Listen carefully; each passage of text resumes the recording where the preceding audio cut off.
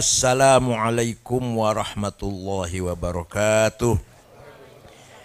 Bismillah, alhamdulillah, wassalatu wassalamu ala sayyidina Muhammad Rasulillah wa ala alihi wa sahbihi wa man tabi'a sunnatahu wa jama'atah min yaumina hadha ila yaumil ba'thi wan nahdah.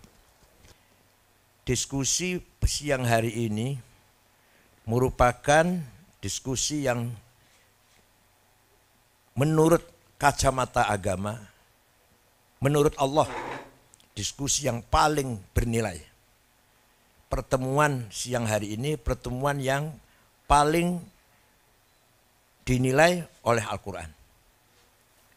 Firman Allah, nah ini surat apa, ayat berapa, cari sendirilah. La khaira fi katsirin min najwahum illa man amara bisadaqatin aw ma'rufin aw islahin bainan nas wa may yaf'al dzalika batigha amradatillah dan seterusnya al-ayah. Percuma omong kosong di mata Allah, tidak ada gunanya, sia-sia kamu mengadakan seminar, diskusi, rapat, apa meeting, kalau di DPR apa namanya, hearing, apa, rapat kerja, RDP. Kecuali kalau temanya 3 hal, baru ada nilai di mata Allah. Selain itu gak ada nilainya di mata Allah ya. 1, amaro bisadaqatin, diskusi yang dengan tema bagaimana memobilisir sedekah. Dalam hal sedekah di sini umum, apa, zakat, infak, jariyah, aktivitas sosial. Yang jelas arahnya, targetnya adalah bagaimana kita mengentaskan kemiskinan. Itu nomor 1 itu. Diskusi yang dianggap bernilai oleh Allah ketika kita berbicara kesejahteraan masyarakat. Bahkan tujuan negara dibentuk adalah mewujudkan masyarakat yang adil, makmur, sejahtera. Kalau tidak, maka percuma ada negara. Tidak ada artinya itu ada negara. Kalau dalam kitab Ahkamus Sultaniyah, hirasatiddin wa dunya. Jadi negara dibentuk untuk kepentingan memajukan agama dan duniawi. Tidak hanya agama, tapi juga tidak hanya duniawi, dua-duanya. Percuma ada negara kalau tidak melakukan upaya-upaya untuk kemajuan agama dan masyarakat miskin, terutama fuqara wal masakin. Nah, dalam Al-Quran ditegaskan sedekah atau yang harus kita utamakan ada 8 asnaf. Innamas shadaqatu lil fuqara wal masakin. Fakir itu apa? Fakir itu adalah orang yang mengandalkan kehidupannya pada fiqar.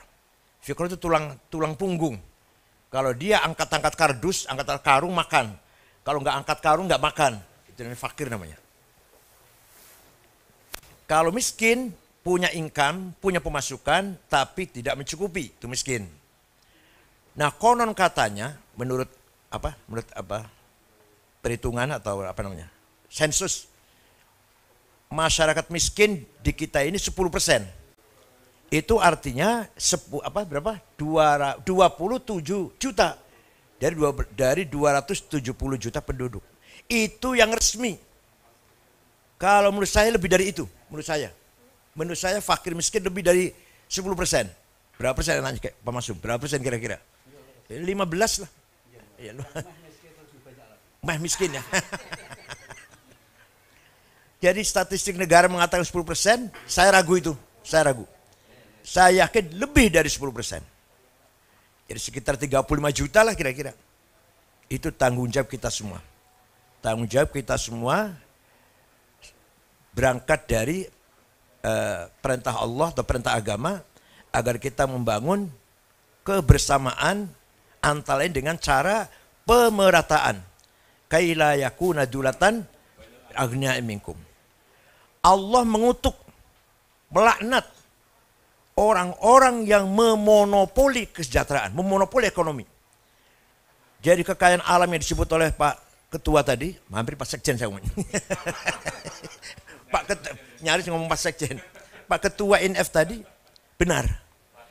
Allah melaknat, Allah tidak ridho, mengutuk kelompok orang yang monopoli kekayaan alam ini. Quran menandaskan jangan sampai kekayaan alam ini hanya dimonopoli oleh orang itu saja. Harus ada pemerataan. Kalau betul-betul ada pemerataan, di kita tidak ada kemiskinan, apalagi sampai krisis pangan. Gak mungkin ada itu.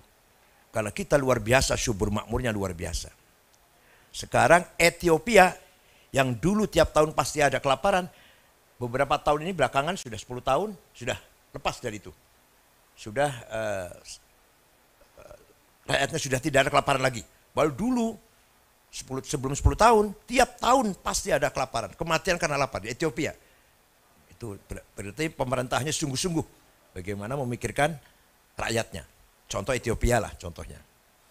Nah, di sini jelas sekali bahwa agama tidak hanya mengurus ibadah ansih, tidak hanya mengurus sholat dan puasa dan haji, baca Quran, tapi agama memperhatikan, memprioritaskan bicara tentang kesejahteraan masyarakat. Apalagi sudah jelas-jelas pasal 33 Undang-Undang Dasar 45. Sudah sangat terang jelas sekali itu. Tinggal implementasinya, tinggal realisasinya. Undang-undang sudah bagus, pasalnya sudah bagus. Tinggal bagaimana semuanya kita memikirkan implementasi, realisasi dari undang-undang pasal 33 itu. Sayangnya pada hari-hari ini semua tema pembicaraan yang paling ramai adalah bagaimana atau siapa atau apa yang akan terjadi tahun 24. Semuanya ke situ. Siapa presiden, koalisi siapa dengan siapa, siapa capres dan cawapres, itu saja tiap hari berita itu. Sampai bosan saya melihatnya sampai.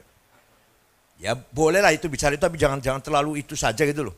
Tiap hari di koran dan koran itu nggak ada lagi, hanya bagaimana pemilu atau seperti apa nanti tahun 24. Nah, saya di sini kita di sini berkumpul jauh dari bicara tahun 24, jauh dari bicara politik lah.